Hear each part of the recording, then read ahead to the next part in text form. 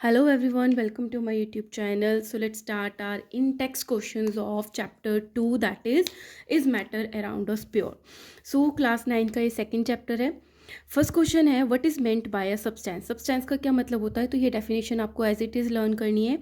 A substance consist of a single type of particles, कि जैसे कि सब्सटेंस वो चीज़ होती है जिसमें एक ही तरीके के पार्टिकल्स होते हैं. कि जैसे मैं बात करूँ कॉपर है, तो आप देखोगे कि पूरा का पूरा कॉपर ही है, उसमें कुछ और मिला हुआ नहीं है, तो उसको क्या बोलेंगे, हम सब्सटेंस बोलेंगे. दीज पार्टिकल्स में बी एटम्स और मॉलिक्यूल्स. तो इनके जो पार्टिकल्स हैं वो एटम की फॉर्म में भी हो सकते हैं और मॉलिक्यूल्स की फॉर्म में भी हो सकते हैं.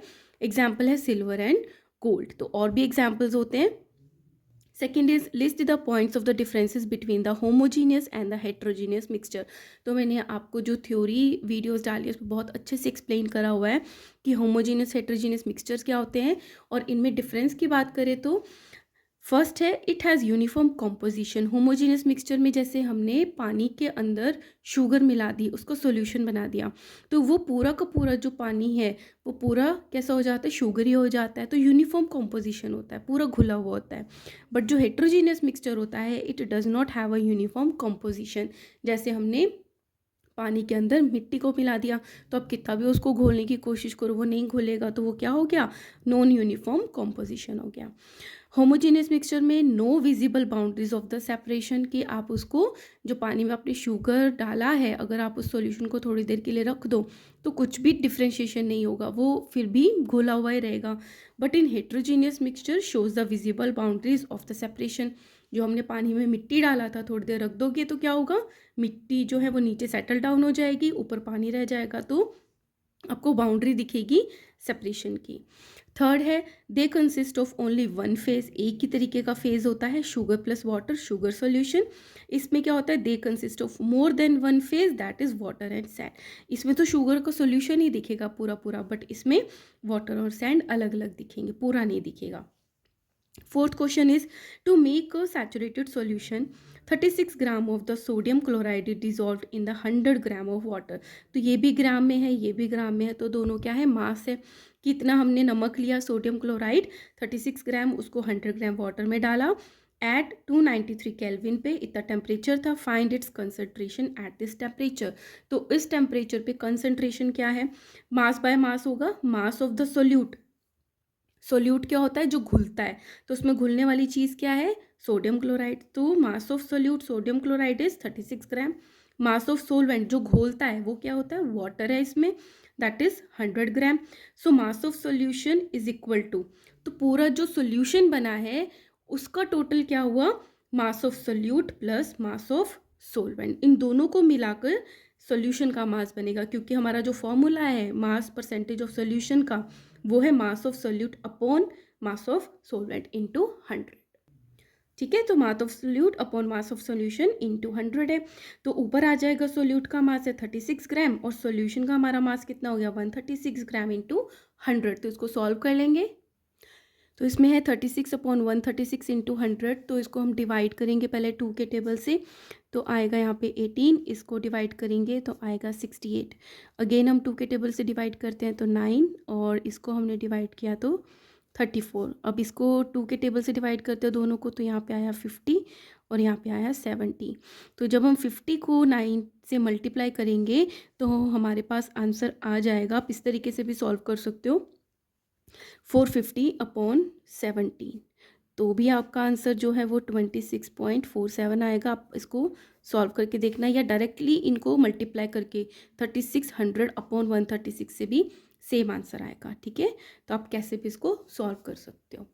Now third question is how are colloid solution and suspension different from each other. तो हमने 3 तरीके के देखे थे कि कोलॉइड भी होता है जब हम मिक्स करते हैं 2 चीज़ें या 3 चीज़ें, या सॉल्यूशन या सस्पेंशन कैसे एक दूसरे से डिफरेंट है. ये बहुत इंपॉर्टेंट क्वेश्चन है इस चैप्टर का.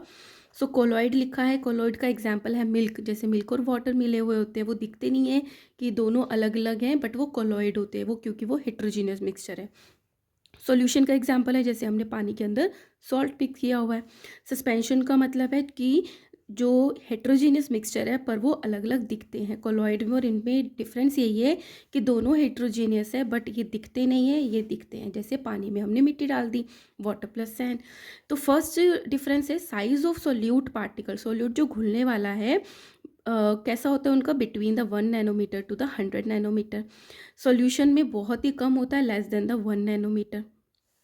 साइज जो सस्पेंशन है सोल्यूट का उसमें ग्रेटर देन 100 नैनोमीटर होता है, तो 1 to 100 है, और जो सस्पेंशन है उसमें ग्रेटर देन 100 हो गया। Second difference is it do not settle down. जैसे हम मिल्क को पानी में डालते हैं या फिर पानी के अंदर मिल्क डालते हैं, अपन थोड़ी देर उसको छोड़ के रखते हैं, तो वो सेटल डाउन थोड़ी होता है, अलग अलग थोड़ी हो जाता है। तो ये कॉलॉइड में होता है। सॉल्यूशन में भी सेटल डाउन नहीं होगा, नमक और पानी में घुल गया तो घुल गया। सेकंड में क्या है, पानी के अंदर अगर मिट्टी डाली है तो मिट्टी थोड़ी देर बाद सेटल डाउन हो जाती है। थर्ड क्या है, it's scattered a beam of light. क्योंकि इसमें जो सोल्यूट के पार्टिकल्स होते हैं वो बड़े होते हैं, इससे तो छोटे होते हैं लेकिन फिर भी बड़े होते हैं, कि वो उसके अंदर जो लाइट जा रही है उस बीम को वो स्कैटर कर देते हैं, फैला देते हैं। जो सोल्यूशन उसके पार्टिकल्स तो बहुत छोटे होते हैं, so it does not scatter light. ये सस्पेंशन में तो इससे भी ज़्यादा बड़े होते हैं, तो it's scattered a beam of light. Fourth he solute particle pass through filter paper. Colloid में अगर अपने दूध के अंदर पानी मिला है, उसको आप छलनी से छानोगे तो वो तो पास हो जाएगा, फिल्टर पेपर से भी पास हो जाएगा। बट जो सस्पेंशन में है, पानी के अंदर मिट्टी है, तो अपन उसको फिल्टर करेंगे, वो तो पास नहीं होगा। So solute particle does not pass through the filter paper. But ये तो है ही होमोजीनियस, घुला हुआ, तो बहुत छोटे पार्टिकल्स होते हैं, so solute particles pass through the filter paper. Fifth is heterogeneous mixture है कोलॉइड, सेम जो सस्पेंशन है वो भी हेट्रोजीनियस मिक्सचर है, बट जो सॉल्यूशन है वो होमोजीनियस मिक्सचर है। कोलॉइड में क्या है, not visible to the naked eye. तो दूध और पानी को हम ऐसे नहीं डिफरेंस करके देख सकते, नहीं देख पाते हैं। इसमें भी not visible to the naked eye, but जो सस्पेंशन है उस पर हमें मिट्टी दिखती है, generally visible to the naked eye. Seventh है कि सेटल है, कि हमने जैसा मिक्सचर बनाया वो वैसा का वैसा ही रहा, तो वो कैसा मिक्सचर है, स्टेबल है। सॉल्यूशन भी जैसा हमने बनाया था वैसे ही रहेगा, तो स्टेबल है। बट सस्पेंशन में जब हमने पानी में मिट्टी मिलाई तो वो क्या हो गया, पहले तो कुछ और दिख रहा था, बाद में वो सेटल डाउन हो गया, तो वो कैसा हो गया, अनस्टेबल हो गया। Now, fifth is how will you separate a mixture containing kerosene and the petrol? Difference in their boiling point is more than 25 degree centigrade. क्या होता है कि आप कैसे, अगर पेट्रोल के अंदर केरोसिन मिला हुआ है तो उन दोनों को आप कैसे अलग करोगे, तो हमने क्या पढ़ा था, डिस्टिलेशन प्रोसेस को यूज़ करते हैं, जिनकी बॉइलिंग पॉइंट में डिफरेंस होता है। So which are miscible with each other. Miscible का होता है कि दोनों आपस में घुले हुए हैं, लेकिन उसमें से आपको केरोसिन अलग करना है और पेट्रोल अलग करना है। So a mixture of the kerosene and petrol which are miscible with each other can separated by the distillation method. तो हम कैसा मेथड यूज़ करेंगे, डिस्टिलेशन मैथड यूज़ करेंगे। मेथड है take a mixture in a distillation flask में हमने mixture को ले लिया, fit it with the thermometer, क्योंकि हमने टेम्परेचर को देखना होगा कि केरोसिन का बॉइलिंग पॉइंट डिफरेंस होता है और जो पेट्रोल है उसका बॉइलिंग पॉइंट डिफरेंट होता है। Arrange the apparatus as shown in the figure में मैं आपको शो करूँगी। हीट द मिक्सचर स्लोली, हम जब उसको गर्म करेंगे, पेट्रोल वेपर्स फर्स्ट, सबसे पहले जो बॉइलिंग पॉइंट आता है वो पेट्रोल का आता है, तो वो वेपर बन जाएगा पहले, and it has lower boiling point, क्योंकि उसका बॉइलिंग पॉइंट केरोसिन से कम होता है। It condenses in the condenser, तो कंडेंसर में जाके, जहाँ पे ठंडा पानी फ्लो हो रहा है वहाँ पे जाके ये वेपर का कंडेंसेशन होता है, तो वो लिक्विड बन जाता है, and is collected from the condenser outlet, तो उस कंडेंसर आउटलेट से इकट्ठा कर लिया जाता है। The kerosene is left behind in the distillation flask, और जो बच जाता है वो क्या होगा, वो केरोसिन होगा। ये जो पिक्चर है ये डिस्टिलेशन प्रोसेस की है, ये आपको बनाना है। ये डिस्टिलेशन फ्लास्क है जिसमें हमने केरोसिन और पेट्रोल लिया, थर्मामीटर लगा दिया। दिस इज़ अ कंडेंसर, ठंडा पानी जा रहा है, ठंडा जब वेपर आएंगे यहाँ पे पेट्रोल के तो वो गर्म हो जाएगा, क्योंकि वेपर तो गर्म है, तो थोड़ा गुनगुना पानी बाहर निकल जाएगा और ठंडा आएगा, तो ये कंडेंस होता चला जाएगा।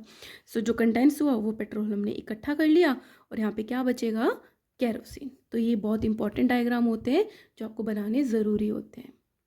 Next is how will you separate a mixture containing kerosene, ये तो हो गया, sorry. Sixth is name the technique to separate. आप जब ऐसी कौन सी टेक्निक यूज़ करोगे जब आपको सेपरेट करना है बटर फ्रॉम कर्ड, तो हम क्या यूज़ करेंगे, सेंट्रीफ्यूगेशन करेंगे, कि जिसमें हम घुमाते हैं उसको डाल के बटर को, तो वो अलग हो जाती है।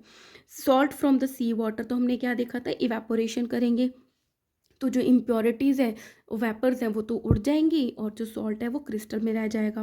कैम्फर फ्रॉम सॉल्ट, इसको अलग करने के लिए सब्लिमेशन यूज़ करते हैं, क्योंकि जो कैम्फर है वो डायरेक्टली सॉलिड से कैसा बन जाता है, वेपर बन जाता है, बट जो सॉल्ट है वो नहीं बनता है। तो हम क्या यूज़ करेंगे, सब्लिमेशन प्रोसेस को यूज़ करेंगे। Next is what type of mixture are separated by the technique of the crystallization. तो ऐसे कौन से सब्सटेंसेज हैं, कौन से मिक्सचर्स हैं जिसको हमें सेपरेट करने के लिए क्रिस्टलाइजेशन प्रोसेस की ज़रूरत पड़ती है। Crystallization technique is use to purify solid with some impurities in it. ऐसे सॉलिड्स को इम्प्योर करने के लिए जिसमें इम्प्योरिटीज़ होती हैं, for example the salt we get from the sea water can have many impurities in it. जो हमें नमक मिलता है समुंदर से, उसमें बहुत सारी इम्प्योरिटीज़ होती हैं। To remove these impurities the process of crystallization is use. तो ऐसी इम्प्योरिटीज़ को दूर करने के लिए हम क्रिस्टलाइजेशन यूज़ करते हैं। Crystallization is a process that separate the pure solid in the form of crystal from a solution. तो क्रिस्टलाइजेशन में मेनली क्या होता है, इवेपोरेट करके गर्म करके इम्प्योरिटीज़ को निकाल देते हैं और जो बाकी बचता है वो क्रिस्टल फॉर्म में बच जाता है, इसलिए इसको क्रिस्टलाइजेशन बोलते हैं। Next is classify the following as chemical और फिजिकल चेंजेस। क्या डिफरेंस होता है फिजिकल चेंज और केमिकल चेंज में? जैसे नाम से पता है, फिजिकल मतलब जो देखने में चेंज हो रहा है, केमिकल चेंज मतलब जिसका अंदर जो फॉर्मूला है वही चेंज हो रहा है और उसकी प्रॉपर्टीज़ भी चेंज हो रही हैं। तो फिजिकल चेंज में क्या है, कटिंग ऑफ ट्रीज, ये एग्जाम्पल हो गया कि हमने ट्रीज को कट कर दिया, रही रही तो वो लकड़ी ना। और केमिकल चेंज में क्या हुआ, रस्टिंग ऑफ एल्मीरा, कि वो आयरन था उसमें रस्टिंग होके चेंज हो गया वो। Melting of butter in a pan, हमने क्या किया, हमने बटर को मेल्ट कर दिया पैन के अंदर, तो वो सॉलिड से लिक्विड बन गया। और क्या हुआ, passing of the electric current through the water and then breaking down into the hydrogen and the oxygen gas। तो ये क्या होता है, इलेक्ट्रोहाइड्रोलाइसिस होता है कि हमने पानी डाला और उसमें से, पानी क्या होता है, वाटर का क्या फॉर्मूला होता है, H2O, जिसमें हाइड्रोजन भी होता है ऑक्सीजन भी होती है। तो क्या होता है कि जो वाटर है वो ब्रेक डाउन हो जाता है इन हाइड्रोजन एंड ऑक्सीजन गैस। तो वाटर की तो प्रॉपर्टीज़ अलग होती हैं, बट हाइड्रोजन और ऑक्सीजन की प्रॉपर्टीज़ डिफरेंट होती हैं। तो ये एग्जाम्पल है केमिकल चेंज का। इसमें है डिज़ोल्विंग कॉमन सॉल्ट इन वाटर, वो हमने जस्ट उसको घोल दिया, तो कोई भी चेंज थोड़ी हुआ है इसमें। Making a fruit salad with raw fruits, रहे भी वो फ्रूट्स ही, केमिकली कोई चेंज नहीं हुए। Burning of paper and would, हमने वुड को भी जलाया और पेपर को भी जलाया, तो पेपर को हम वापस नहीं ला सकते। सिमिलरली हम लकड़ी को अगर जला देंगे तो उसकी केमिकल कॉम्पोजिशन चेंज हो जाती है, वो भी राख बन जाते, तो उसको हम वापस नहीं ले जा सकते। तो हमने क्लासीफाई कर दिया जो जो चीज़ें पूछी गई थी फिजिकल चेंज में और केमिकल चेंज में। Next is try segregating the things around you as pure substances और मिक्सचर।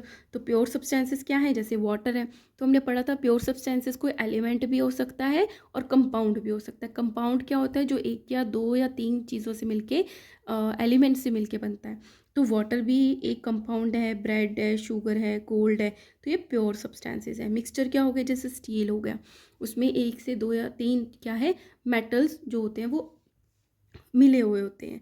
प्लास्टिक हो गया, पेपर हो गया, talc, milk and air, these are the mixtures. In next video I will explain you the exercise questions of this chapter guys, and if you like my work kindly like, share and subscribe. Thank you.